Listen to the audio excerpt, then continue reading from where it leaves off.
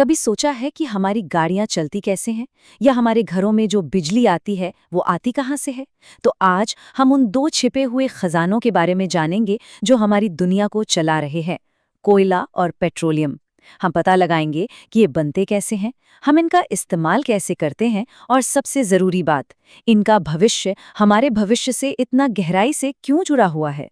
चलिए देखते हैं कि आज हम क्या क्या जानने वाले हैं। सबसे पहले हम एक बड़े सवाल से शुरू करेंगे, क्या हमारे संसाधन हमेशा हमारे साथ रहेंगे? फिर हम कोयले की कहानी में गोता लगाएंगे, जिसे धरती में दबी धूप भी कहते हैं। इसके बाद हम बात करेंगे पेट्रोलियम यानी लिक्विड ब्लैक गोल्ड की, और फिर उसके क्लीनर भाई नेचुरल गैस की, और आखिर में हम ऊर्जा के भविष्य की सबसे बड़ी चुनौती पर नजर डालेंगे। तो चलिए इस कहानी की बिल्कुल जड़ से शुरू करते हैं। जब हम अपने प्लैनेट के रिसोर्सेज के बारे में सोचते हैं तो सबसे पहला और सबसे बड़ा सवाल यही उठता है, क्या ये खजाना हमेशा रहेगा, या फिर ये एक ऐसा बैंक अकाउंट है जो धीरे धीरे खाली हो रहा है? हवा जिसमें हम सांस लेते हैं, पानी जो हम पीते हैं, और वो मिनरल्स जो हम जमीन से निकालते हैं, ये सब कुछ हमें ऐसा लगता है जैसे हमेशा से था और हमेशा रहेगा, है ना? पर क्या वाकई ऐसा है?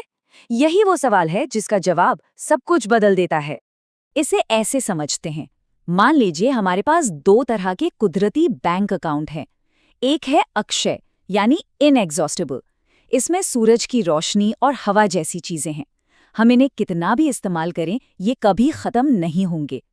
लेकिन फिर आता है दूसरा अकाउंट, समाप्त होने वाला यानी एग्जॉस्टेबल।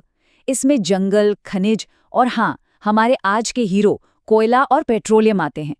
इस अकाउंट में बैलेंस लिमिटेड है, और एक बार ये खत्म हो गया तो मतलब हमेशा के लिए खत्म। इस कमी को समझने के लिए पॉपकॉर्न की ये सिंपल सी कहानी देखते हैं। सोचिए कि ये डिब्बा धरती पर मौजूद कोयले का पूरा भंडार है। पहली पीढ़ी, मान लीजिए इंडस्ट्रियल रेवोल्यूशन के लोग आते हैं और थोड़ा सा लेते हैं। फिर आती है दूसरी पीढ़ी, जिनकी आबादी भी ज्यादा है और गाड़ियां भी, और वो बहुत सारा पॉपकॉर्न ले जाते हैं।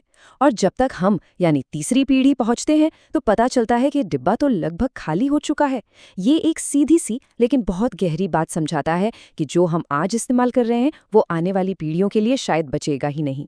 तो चलिए अपने पहले समाप्त होने वाले खजाने पर करीब से नजर डालते हैं। ये काला है, पत्थर जैसा सख्त है, और असल में ये बॉटल में बंद धूप की तरह है।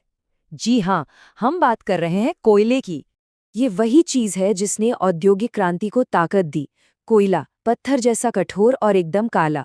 सदियों से ये वो ईंधन रहा है जिसने हमारे घरों को गर्म रखा, हमारा खाना पकाया और हमारी बड़ी बड़ी मशीनों को चलाया है। लेकिन ये कोयला आता कहाँ से है? इसकी कहानी किसी टाइम मशीन में बैठने जैसी है, जो हमें 30 करोड़ साल पीछे ले जाती है। कल्पना कीजिए कि पृथ्वी पर हर तरफ बड़े बड़े घने दलदली जंगल थे। जब बाढ़ और दूसरी कुदरती आफतों ने इन जंगलों को जमीन में दफना दिया तो वे मिट्टी की परतों के नीचे दबते चले गए। लाखों सालों तक ऊपर की परतों का जबरदस्त वजन और पृथ्वी के अंदर की गर्मी ने इन दबे हुए पौधों को निचोड़ा और पकाया, और धीरे धीरे उन्हें कार्बन से भरे कोयले में बदल दिया। ये सचमुच प्रकृति की अपनी स्लो कुकर रेसिपी है। और ये वो जगह है जहां वो लाखों साल पुरानी कहानी आज की दुनिया से मिलती है। प्रकृति की वो धीमी प्रक्रिया जिसका नतीजा अब इन विशाल कोयला खदानों से निकाला जा रहा है। ये ऐसा है जैसे हम अपने अतीत से ऊर्जा को निकाल रहे हों। लेकिन कोयला सिर्फ जलाने के काम ही नहीं आता। जब इसे इंडस्ट्री में प्रोसेस किया जाता है तो ये किसी जादू के पिटारे की तरह खुल जाता है। हमें मिलता है कोक, जो बड़ी बड़ी इमारतों और गाड़ियों के लिए स्टील बनाने में बहुत जरूरी है। फिर मिलता है कोलतार, जिससे आपके कपड़ों के रंग से लेकर परफ्यूम और प्लास्टिक तक सब कुछ बनता है। और साथ में मिलती है कोल गैस, जो खुद एक पावरफुल फ्यूल है। सोचिए, एक मामूली से दिखने वाले पत्थर में कितनी चीजें छिपी हैं। चलिए अब आते हैं हमारे दूसरे बड़े जीवाश्म ईंधन पर। इसे अक्सर इसकी कीमत की वजह से लिक्विड ब्लैक गोल्ड या तरल काला सोना कहा जाता है। हम बात कर रहे हैं पेट्रोलियम की। कोयले की तरह पेट्रोलियम भी लाखों साल पुराना है, लेकिन इसकी कहानी जमीन पर नहीं बल्कि समुद्र में शुरू होती है। ये उन करोड़ों छोटे छोटे समुद्री जीवों से बनता है जो कभी समंदर में रहते थे। जब वो मरे तो उनके शरीर समंदर की तह में जमा हो गए और रेत और मिट्टी के नीचे दब गए। और फिर एक बार जबरदस्त गर्मी और दबाव ने अपना जादू चलाया और इन जीवों के अवशेषों को उस गाढ़े काले कच्चे तेल में बदल दिया जिसे हम आज जमीन से बाहर निकालते हैं। लेकिन जमीन से निकला कच्चा तेल सीधे हमारी कार में नहीं डाला जा सकता। वो तो एक मिक्सचर की तरह होता है। तो उससे पहले इन विशाल फैक्ट्रियों में भेजा जाता है, जिन्हें रिफाइनरी कहते हैं। वहां उसे गर्म करके उसके अलग अलग हिस्सों जैसे पेट्रोल, डीजल और भी बहुत कुछ को अलग किया जाता है। यह एक बहुत बड़ी केमिकल किचन की तरह काम करता है। और इस रिफाइनिंग का जो नतीजा होता है वो सच में हैरान करने वाला है। एक ही कच्चे तेल से हमें वो सब मिलता है जो हमारी दुनिया को चलाता है। हमारी कारों के लिए पेट्रोल, हवाई जहाज़ों के लिए जेट फ्यूल, ट्रकों के लिए डीजल और हमारे घरों में खाना पकाने के लिए एलपीजी। लेकिन बात यही नहीं रुकती। मोमबत्तियों के लिए पैराफिन वैक्स और हमारी सड़कों को बनाने के लिए बिटुमिन भी यहीं से आता है। ये सचमुच हमारे मॉडर्न लाइफस्टाइल की रीढ़ की हड्डी है। और देखिए, पेट्रोलियम सिर्फ ईंधन तक ही सीमित नहीं है। इससे हमें कुछ ऐसी खास चीजें मिलती हैं जिन्हें पेट्रोकेमिकल्स कहते हैं। ये पेट्रोकेमिकल्स हमारी आज की दुनिया के लिए लेगो ब्लॉक्स की तरह हैं। तो अगली बार जब आप डिटर्जेंट से कपड़े धोएं, पॉलिएस्टर की शर्ट पहनें या प्लास्टिक की किसी चीज का इस्तेमाल करें, तो याद रखिएगा कि आप पेट्रोलियम के ही एक छोटे से हिस्से का इस्तेमाल कर रहे हैं। ये सिर्फ हमारी गाड़ियों में नहीं है, ये तो हमारे चारों तरफ है। अब हम आते हैं फॉसिल फ्यूल फैमिली के तीसरे मेंबर पर, नेचुरल गैस। इसे अक्सर अपने साथियों यानी कोयले और तेल के मुकाबले एक ज़्यादा साफ, एक ग्रीनर ऑप्शन के तौर पर देखा जाता है। नेचुरल गैस के कुछ बहुत बड़े फायदे हैं। इसे पाइपलाइन के जरिए सीधे हमारे घरों और फैक्ट्रियों तक पहुंचाना बहुत आसान है। इसे कंप्रेस करके सीएनजी बनाया जा सकता है, जो हमारी गाड़ियों के लिए एक क्लीन फ्यूल है। और सबसे बड़ी बात यह है कि जलने पर यह कम प्रदूषण फैलाता है, इसीलिए इसे अक्सर क्लीनर फ्यूल का टैग मिलता है, जो हमारी हवा को थोड़ा साफ रखने में मदद करता है। और ये सारी बातें हमें इस कहानी के सबसे ज़रूरी हिस्से पर ले आती हैं।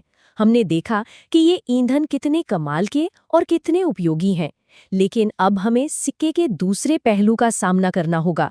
इनकी सीमाएं क्या है और इनके इस्तेमाल की कीमत क्या है? तो सच्चाई ये है, हम एक लिमिटेड रिसोर्स को बहुत तेज़ी से जला रहे हैं। हमारे पास जितने भी भंडार हैं वो कुछ 100 सालों में ख़त्म हो जाएंगे। और जैसे जैसे हम उन्हें जलाते हैं, हम अपनी हवा को प्रदूषित कर रहे हैं और अपने ग्रह के क्लाइमेट को बदल रहे हैं। तो ये एक डबल प्रॉब्लम है। एक तो हमारी टंकी खाली हो रही है और दूसरा उसका धुआं हमारे घर को भर रहा है। तो ये सवाल तो मन में आता ही है ना, कि अगर हमें पता है कि ये कैसे बनते हैं तो क्या हम और नहीं बना सकते? क्या हम लैब में प्रकृति की नकल करके इस प्रॉब्लम को सॉल्व नहीं कर सकते? अफसोस, इसका जवाब है नहीं। हम ऐसा नहीं कर सकते। हम लैब में लाखों साल का समय या पृथ्वी के अंदर का वो जबरदस्त दबाव और गर्मी पैदा नहीं कर सकते। और ये बात समझना बहुत जरूरी है। जब ये रिसोर्सेज खत्म हो जाएंगे तो वे हमेशा के लिए चले जाएंगे। कोई रीफिल नहीं है, कोई दूसरा चांस नहीं है। तो अब सवाल उठता है कि हम कर क्या सकते हैं? हम लाचार नहीं हैं। इसका हल हमारे छोटे छोटे रोजमर्रा के फैसलों से शुरू होता है। भारत में पेट्रोलियम कंजर्वेशन रिसर्च एसोसिएशन जैसी संस्थाएं हमें याद दिलाती हैं कि छोटे छोटे बदलाव भी बड़ा फर्क ला सकते हैं। एक जैसी स्पीड पर गाड़ी चलाना, ट्रैफिक लाइट पर इंजन बंद करना और अपनी गाड़ी का ध्यान रखना, ये सब बहुत आसान कदम है जिनसे हम अपना कीमती ईंधन बचा सकते हैं और प्रदूषण भी कम कर सकते हैं। तो हम इस एक बड़े विचार के साथ आज की बात खत्म करते हैं। कोयले और पेट्रोलियम ने हमारी आज की दुनिया को बनाया है। उन्होंने हमें वो ताकत दी जिससे हम यहाँ तक पहुँचे। लेकिन अब हम जानते हैं कि वे हमेशा के लिए नहीं है और उनकी एक कीमत है। तो असली सवाल ये है, आगे क्या? कौन सी ऊर्जा हमारे भविष्य को चलाएगी? ये एक ऐसा सवाल है जिसके बारे में हम सभी को सोचना होगा।